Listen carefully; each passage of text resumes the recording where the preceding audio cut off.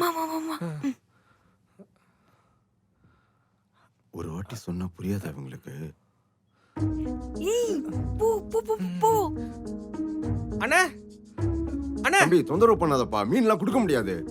அதுல அண்ணா அந்த போட்டு லீஸ் கொடுக்கறத பத்தி பேசிட்டு இருந்தீங்கல்ல. போட்டா? ஆமா, போட்டு இன்னும் யாருக்கும் லீஸு கொடுக்கல, என்கிட்ட தான் இருக்கு. நல்லதா போச்சு. அப்போ அந்த போட்டை நாங்களே லீஸ்க்கு எடுத்துக்கிறோம்னா.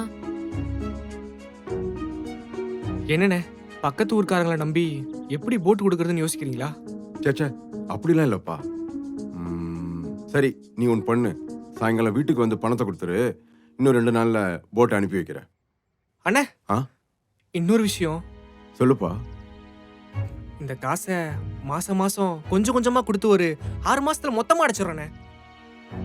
6 மாசமா?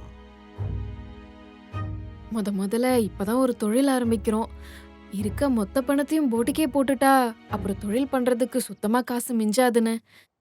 கொஞ்சம் பார்த்து பண்ணுங்கண்ணே. அம்மாடி, என் 2 பொண்ணுங்களுக்கு நல்லபடியாக கல்யாணம் பண்ணி கொடுத்து என் கடமையை முடிச்சிட்டேன். இதுக்கப்புறம் எது கடலுக்கு போயிட்டு இருந்தா அந்த போட்டை லீஸு கொடுத்து வர பணத்தை பேங்க்ல போடலான்னு பார்த்தேன். சரி, முறையாக தொழில் ஆரம்பிக்க போறேன்னு சொல்றீங்க. மாசம் மாசம் கரெக்டாக காசு வந்துடும்ல? அதெல்லாம் அதெல்லாம் வந்துருண்ணே. கரெக்டா வந்துரும்ண்ணா. சரி போங்க, இன்னும் 2 நாள்ல போட்டு அனுப்பி வைக்கிறேன். சரிண்ணே. மாமா